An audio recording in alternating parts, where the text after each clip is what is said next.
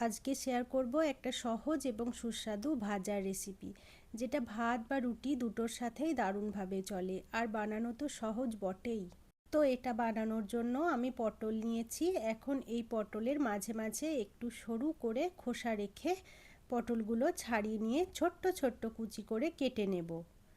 সব পটলগুলো কুচি করা হয়ে গেলে ধুয়ে জল ঝরিয়ে রাখবো। কড়াইয়ে 2-3 চামচ মতো সর্ষের তেল গরম করে দুটো ডিমের ভুজিয়া তৈরি করে নেব।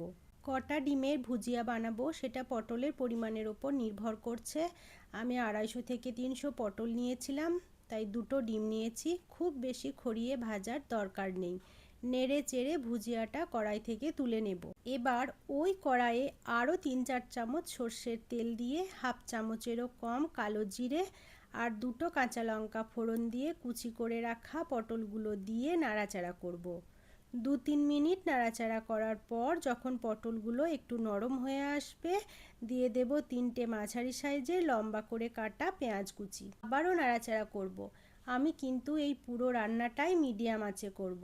নাড়াচাড়া করার মাঝে হাফ চামচ করে নুন হলুদ দিয়ে দেব।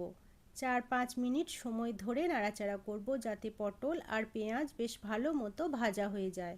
পটল আর পেঁয়াজ বেশ ভাজা ভাজা হয়ে এলে ডিমের ভুজিয়াটা দিয়ে পটল আর পেঁয়াজের সাথে মিশিয়ে নিয়ে 1 চামচ গোটা পোস্ত ওপর থেকে ছড়িয়ে দেব। আবারও সব কিছু মিনিট 2 নাড়াচাড়া করে নিলেই রেডি। যারা রোজ রাতে অথবা টিফিনে রুটি খান অথচ ভেবে পান না কি দিয়ে খাবেন, তাদের জন্য তো এটা একদম পারফেক্ট রেসিপি।